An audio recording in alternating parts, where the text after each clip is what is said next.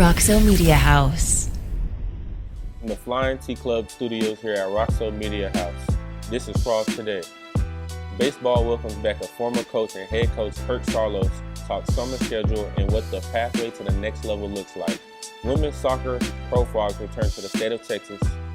More TCU athletes headed to Paris this summer. Men's tennis players heading to Wimbledon. And the TCU Hall of Fame class of 2024 is announced. It's Friday, June 21st, and I'm your host, Austin Jordan with TCU Football. And I'm Jevon McIver, and we are both glad to be here in Fort Worth joining the football team. My teammate Austin comes to Fort Worth from UT, and I am coming from Austin Peay. And the summer got us excited to get into the Carter and Glad to be home for sure, and I'm excited to host this week's edition of Frogs Today. Frogball USA welcomes back to the program Bill Masiello, and more baseball updates from Ben Abeldt. Heading to the national team camp next week and the summer schedule he took. more for women's soccer news, with the class of 2022 star Messiah Bright returning to Texas with her NWSL LA-based Angel City SP team to take on Houston Dash. State of the Frogs with Jamie Dixon's season finale is tomorrow, and more men's basketball schedule news. More players Mount Horns Frogs qualify for the Olympic Games this summer, and for the third straight season, men's tennis has placed an active player in a Grand Slam draw. Lastly, the TCU Hall of Fame class of 2024 is announced. Never a week goes by without exciting TCU Athletics news, and this summer is no different. We will get to all of this and more when we return. Go Frogs! Energy does everything for us. It's all-encompassing. We're all benefiting and affected from it. And it is something that we all need to know about. It is the glue that holds everything together. TCU is powering what matters, our future. We don't just talk about what's needed, we focus on results. The Ralph Lowe Energy Institute is creating a world where energy is affordable, sustainable, and reliable. Welcome back into the Flying T Club studio. I'm your host, Austin Jordan from TCU Football. Baseball is busy this summer, and as head coach, Kirk Saarloos would rather be in Omaha competing in their 8th College World Series. He welcomes back Bill Masiello as associate head coach after 9 years previously with the program from 2014 to 2022. Frogball won over 350 games with Coach Moss on staff, along with 4 consecutive trips to the College World Series. Well, I'm excited for both. I mean, Coach Bruce, anytime, like you said, going back to your alma mater, a place where, he grew up and he went to high school probably 5 minutes from where Blair Field is. And then coached there, played there. So all, going full circle all the way back there is phenomenal in terms for him. We're excited for him and his family. And then, like you said, bringing Coach Mo back, he was up in Ohio, and his family really actually didn't move up to Ohio State after he had taken the job. They kind of stayed here in Aledo, and so for him to come back here and kind of just basically, jump back into where he left off. We've had a lot of success with him, and so when this opportunity opened up, just gave him a call to see if he was interested, and didn't have to go very much farther from that. He was super excited to come back. Coach Moss comes back after his head coaching stint with Ohio State and will lead the offense for the Frogs. The summer doesn't stop for most of the teams, players, and coaches on campus, and it's no different for Coach Saarloos. Coach Delara, our recruiting coordinator, the only time that he's back in town is when it's a mandatory dead period that the NCAA deems, which is Father's Day and the 4th of July. That's about the only 3 or 4 days that he's in Fort Worth. Otherwise, he's in Arizona, Florida, North Carolina, Georgia. He's all over the place. So he's gone doing the high school stuff. Coach Lon and Coach Mo now will be assisting him, with all the high school recruiting, and then I'm here doing all the transfer portal visits and all the transfer portal recruiting. So, we kind of have our areas of what we need to do, and Coach Delara heads up, where we need to be in terms of the high school stuff, and then, I'm basically home base for portal, and that'll go all the way until the middle of August, when the dead period pops back up and our players are back on campus, like you said, getting ready to get back into school. In the meantime, our freshman class will be here July the 6th, moving in, and then July 7th, the first day of summer school. So that's a really big thing for us and for them to get acclimated during the summer. So the day for them kind of looks like wake up, They'll go to class. After that, they'll lift with Coach Dakent. And then on their own, they can come over here and get any baseball activity they want in. And then they just keep kind of same thing over and over for about a month. And then they go back home for a little bit, and then fall starts. Pitchers Ben Abeldt and Payton Tolle were selected to the second-team All-Americans by the NCBWA and their third-team All-Americans by Perfect Game. That makes 48 total All-Americans in program history, 18 since the arrival of Sarlos in 2013. Abeldt heads to U.S. Collegiate National Team trials next week, where he made the final roster last year, coming off a team-high 26 appearance this year, posting a 1.83 ERA, going 3-0 with 8 saves. Abeldt struck out 54 and 44 in the third innings. So he's been staying sharp in the meantime since the season has ended, and you know, he went last year, you know, and was part of that last year, so he knows what to expect. And you know, he's going to do the same thing. He's such a unique pitcher in terms of his arm slot and his success and what he's done. And so, you know, I think for him to represent TCU baseball and then also our country, there's no better feeling than wearing USA across your chest, especially like on a day like 4th of July or playing, you know, other countries. I mean, it really is pretty special. So I'm excited that Ben gets to enjoy that again this summer. Last bit of baseball news. Tolle, along with Cademan Parker, will compete in the USA Baseball and MLB Draft Combine, June 18th to the 21st at Chase Field in Phoenix. We know baseball has everyone excited, and we got more for you, including women's soccer and more Paris-bound TCU athletes headed to the Olympics this summer when we return. We're lucky to have a collective that's as strong and as powerful as the Flying T Club. It's a big deal for us. It is a game changer. You know, I would just encourage any fans out there to support it. Everyone asks me, what's the biggest priority? And I say, NIL is big. Please jump on board, show these student athletes how much they mean to you. The thing about NIL is I think there's a right and a wrong way to do it, and the Flying T Club's do it the right way. Let's keep winning. Join the Flying T Club today. Welcome back in, Frog Nation. From the Flying T Club studios here at Roxo Media House in Clearfork, I'm Jevon McIver Jr. with football. In men's tennis news, Jake Fernley and Jack Pennington are picking up right from where they left off after helping the Frogs to a national championship over the Longhorns last month and making headlines. Coming off of a record-breaking season with the Horned Frogs, Fernley didn't waste any time, captured his first ATP Challenger Series title in Nottingham, England at the Rothesay Open to kickstart his professional career this past weekend.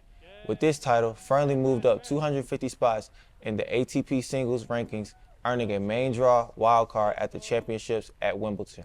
This will be his second straight appearance at the sport's most prestigious Grand Slam.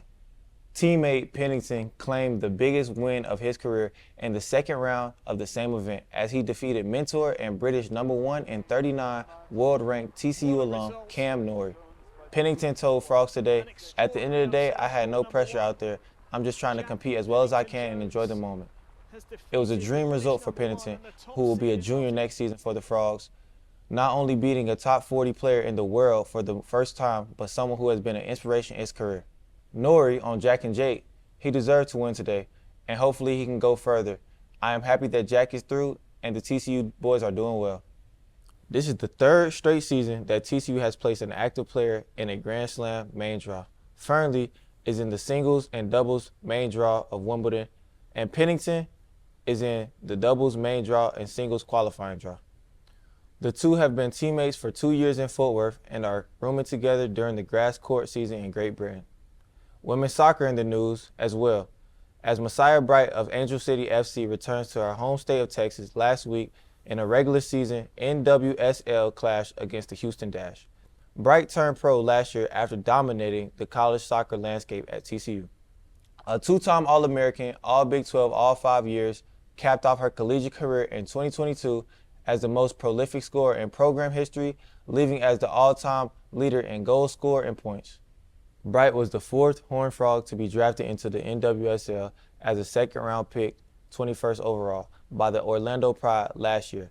And in her rookie season with the Pride, she was a finalist for the Rookie of the Year award, leading rookies in goals and the first player in league history to gain Player and Rookie of the Month honors.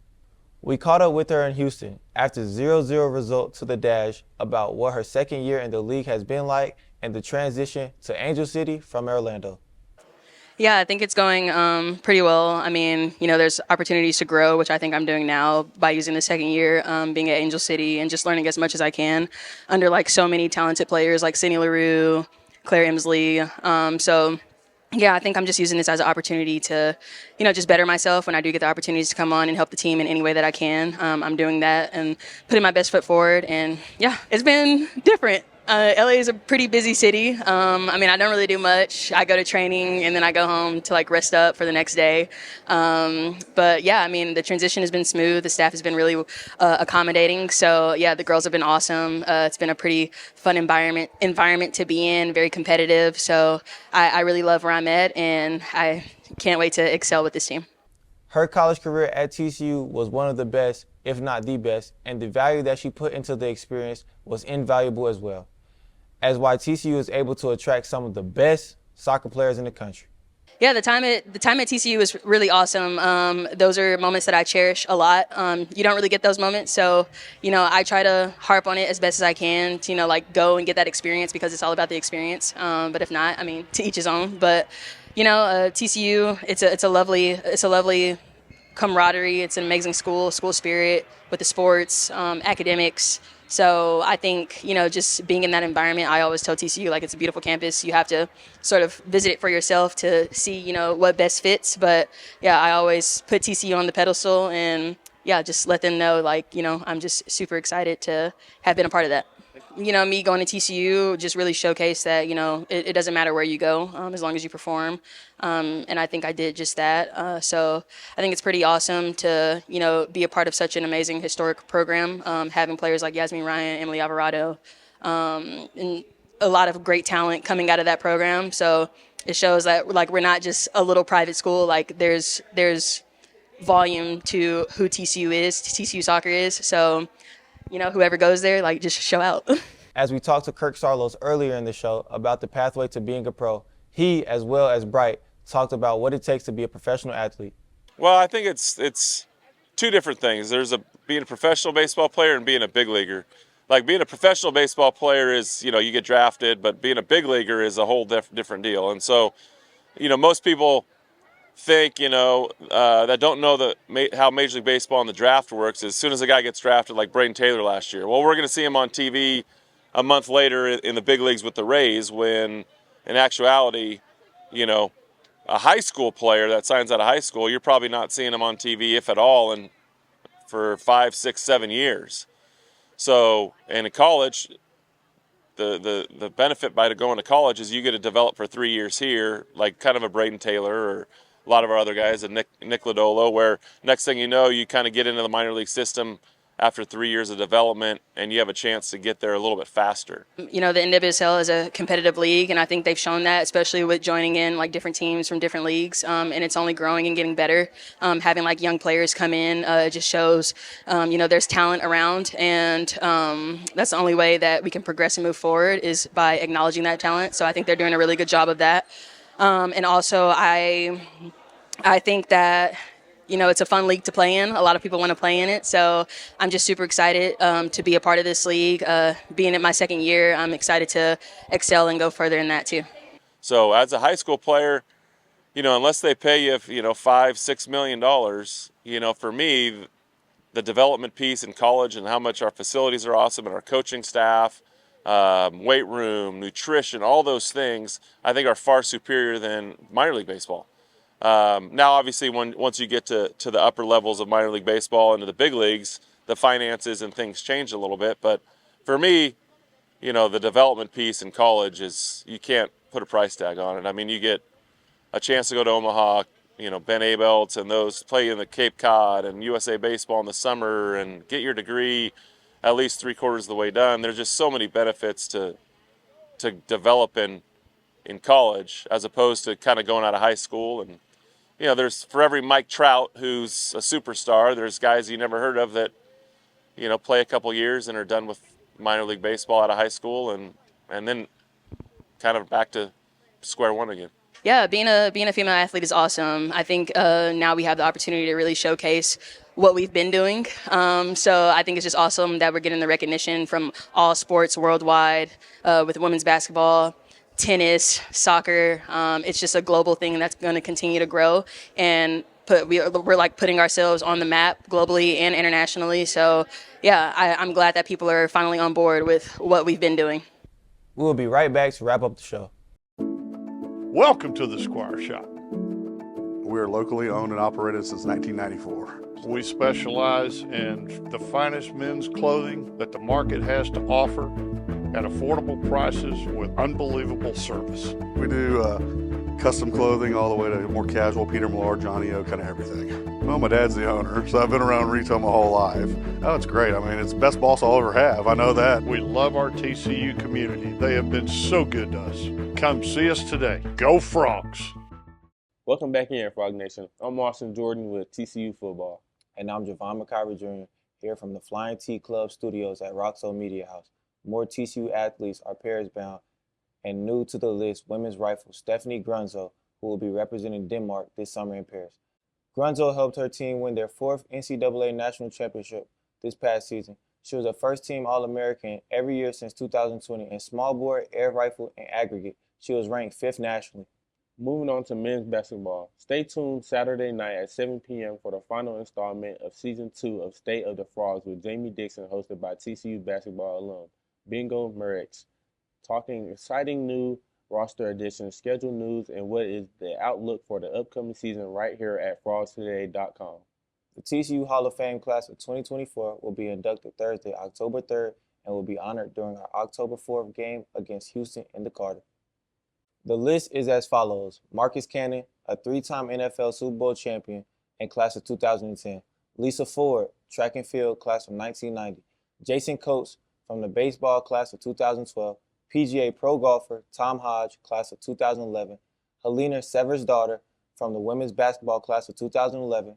David Walker from track and field as well from the class of 1983. And the icon Bernard Tut Bartson, the legendary men's tennis head coach from 1974 to 1998. Congrats to everyone.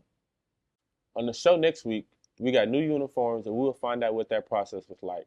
And with the update on Simpson's Family Restoration and Wellness Center, a $50 million project highlighting a performance center with free weights, cardio areas, and the meeting rooms, along with the first ever snow room in college sports. Wait, did you say snow room? Absolutely, and a spa-like ambience with hydro massage pods and nutrition area. Okay. Just one more reason why we're here at Fort Worth playing with the Frogs now. It's been great catching you up with all the TCU athletic news and notes. I am Jevon McIver Jr., and for TCU Football, and for everyone behind the scenes here at Roxo Media House. This has been Frogs Today for June 21st. Thanks for joining us, and we look forward to seeing you in the Carter next year. I'm Austin Jordan. Stay tuned next week. Go Frogs.